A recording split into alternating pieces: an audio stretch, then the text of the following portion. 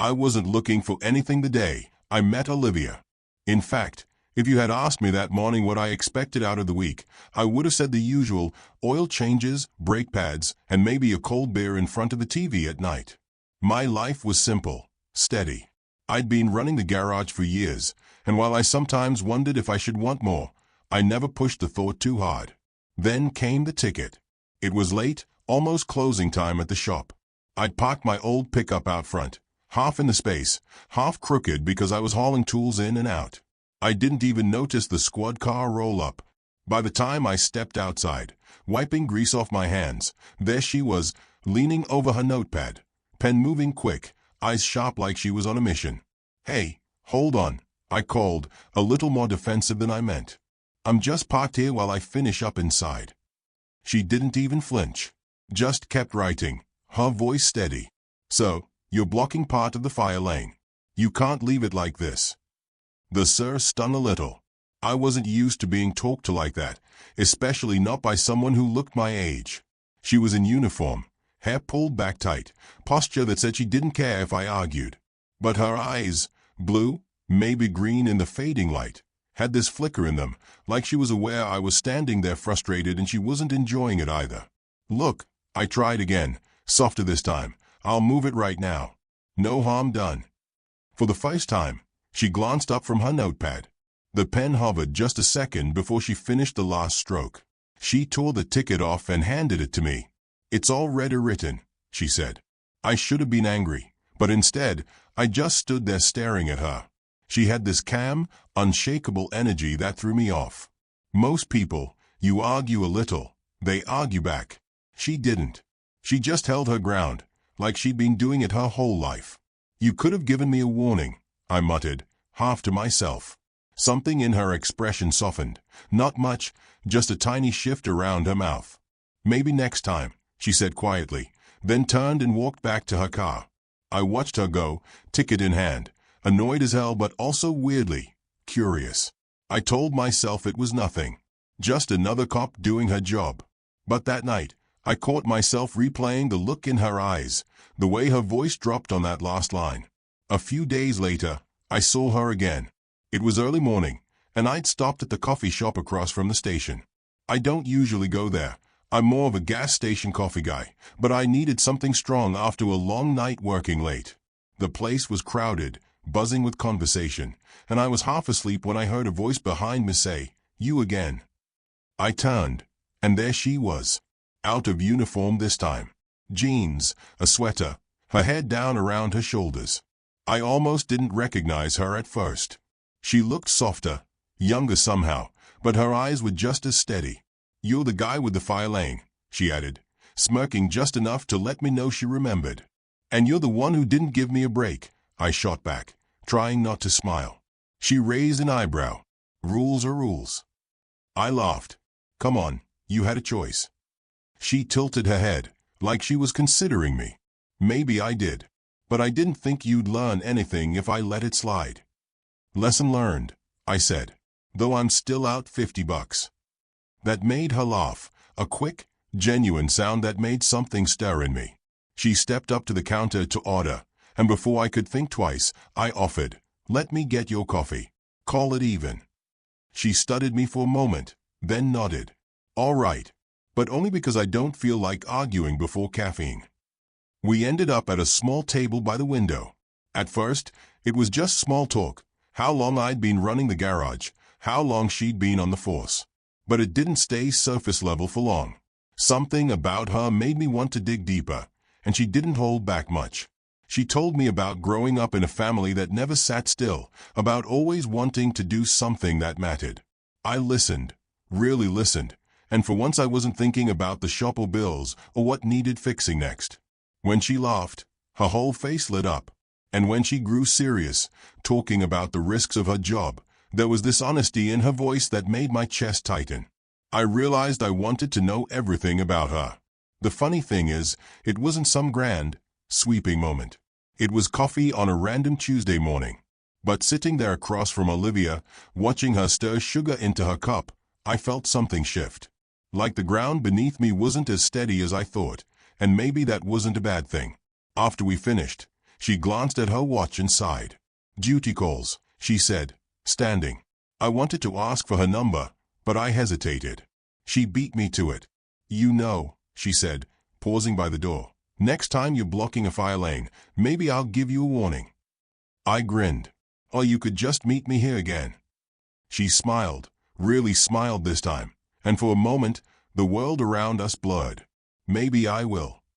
She left, and I sat there with my empty cup, heart racing like I'd just done something reckless. That ticket had cost me $50, but in that moment, it felt like the best investment I'd ever made. When Olivia and I first started seeing each other, everything felt light. We'd grab coffee when our schedules lined up. Sometimes she'd swing by the garage during her lunch break. Sometimes I'd wait outside the station just to walk her to her car. It wasn't fireworks every second, but it was steady, easy, the kind of rhythm that sneaks up on you. I liked the way she leaned against my truck when she talked, the way she'd tease me about the grease under my nails. But nothing stays simple for long. It started with little things. She'd cancel plans last minute because of a shift change, or I'd call and she wouldn't answer until hours later, voice tight, saying she couldn't talk. I told myself it was just her job, that it came with pressure I didn't understand. And it was true. Still, there were nights I sat at my kitchen table staring at my phone, wondering if I was asking for too much. One night we were at my place, eating takeout straight from the boxes. She looked tired, like she'd been carrying the whole world on her shoulders. I asked her about her day, and she hesitated before saying, "Rough one." She left it at that, pushing noodles around with her fork. "You don't have to tell me everything," I said carefully, "but sometimes I feel like you're a million miles away." Her eyes flicked up to mine. "It's not about you. It's just, some things I don't bring home. Not to you, not to anyone." I nodded, pretending to understand, but it stung. I wasn't used to walls between me and someone I cared about. With my friends, my sister, even my mom, things were always straightforward. But with Olivia, I felt like I was trying to reach someone through glass. The cracks widened when I started hearing things around town. People talk in small places. A buddy at the bar said he'd seen Olivia out late with another cop, some guy from her precinct. He didn't say it like he was accusing her, just casual gossip, but it hit me like a punch. I tried not to let it fester, but it did. The next time I saw her, she was leaning against her squad car, hair pulled back, looking as put together as ever. I bloated it out before I could stop myself. "People are saying you're close with someone from work." Her head snapped toward me, eyes narrowing. "Who? Does it matter?"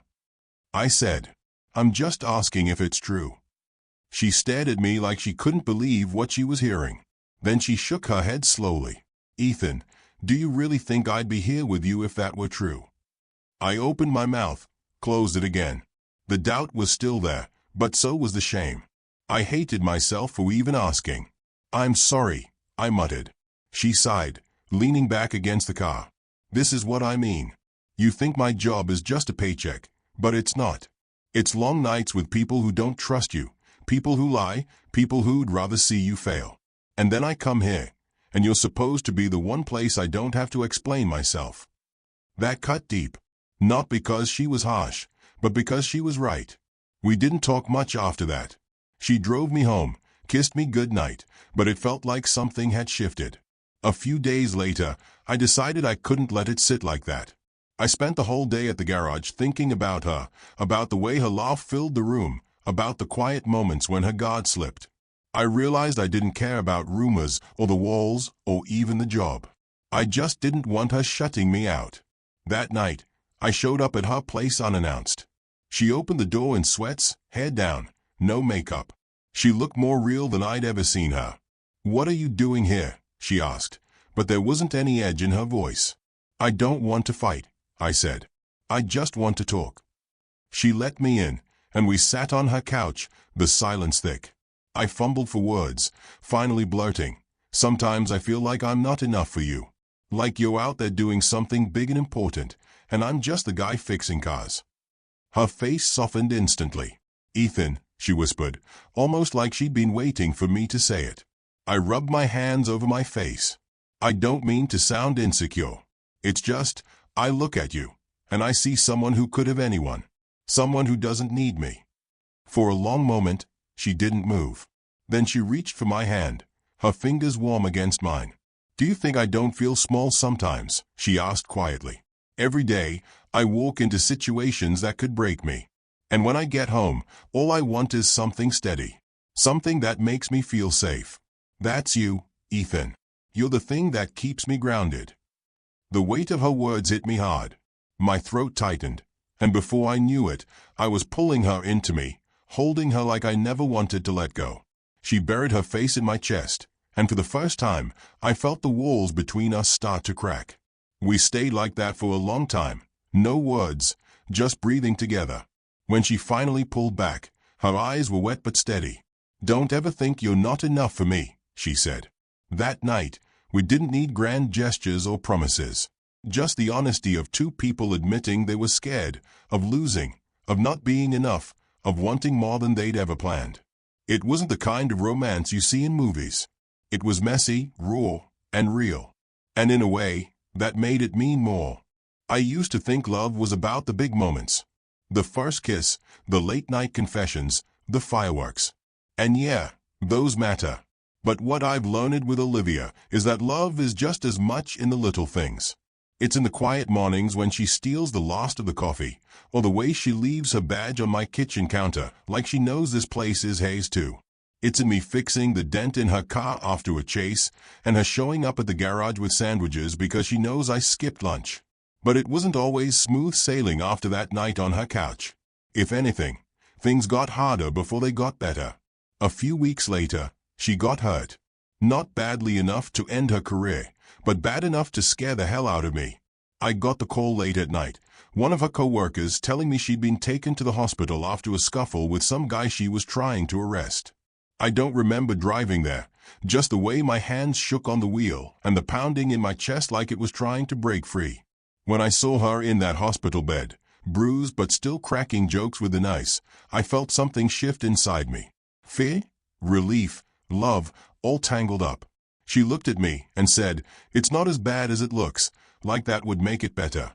I sat down next to her, grabbed her hand, and for once didn't care about holding back. "Liv, you scared the life out of me. You can't just brush this off." She squeezed my hand, softer than usual. "This is my job, Ethan. I can't promise you it won't happen again." And that's when the truth hit me. If I wanted to be with her, I had to accept the risks, the late nights, the worry. Love wasn't about changing her into someone safer. It was about standing by her anyway. But I couldn't help saying, "I don't know if I'm strong enough for this." She looked at me with that steady gaze of hers, the one that always cuts through my doubts. "You are. You don't see it, but you are. I need you to believe that." That night, after she was discharged, I took her back to my place. She fell asleep on my couch with an ice pack balanced awkwardly on her arm, and I sat there just watching her breathe. In that moment, I knew I'd take the worry, the sleepless nights, all of it, because losing her wasn't an option. Things between us weren't perfect, but they were real. We argued, we made up, we learned each other's patterns. I figured out that she needed space after hard shifts, and she figured out that I needed reassurance when doubts crept in. Slowly, we found our balance. 2 years passed like that, full of small victories and some stumbles. Then one evening, everything came to a head. We were standing in this little house on the edge of town, one we'd been looking at for weeks. It wasn't fancy, but it had a porch, a workshop out back for me, and enough light for Olivia to actually relax without feeling boxed in. She walked through the empty rooms with her hand trailing over the walls, and I could see her picturing it the way I was. Our life here? Messy and imperfect, but ours. I leaned in the doorway, heart thudding, and finally said what had been sitting in my chest for months. "Liv, I don't care how many nights you're late, or how many times I sit awake waiting for you. I don't care if we argue or if I sometimes feel like I'm playing catch-up. What I care about is you. I want this. I want us. For the long haul." She turned slowly, eyes shining in a way I'll never forget. For a second she didn't say anything, just crossed the room and kissed me like it was the only answer she could give. And in that moment, I didn't need words either. Later that night, We stood on the porch together, looking out at the street. Her head rested against my shoulder, and I thought about all the ways our story could have gone differently. If I'd stayed too proud, if she'd stayed too guarded, if we'd let the cracks split us apart.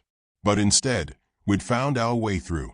Love, I realized, isn't about avoiding the hard parts. It's about choosing each other anyway, over and over, even when it's messy, even when it's scary. Especially then. And that's what we did. We chose each other. And we kept choosing each other, every single day. Because for all the noise and chaos, all the doubts and fears, what we had was simple at its core. She was mine, I was hers. And that was enough. More than enough.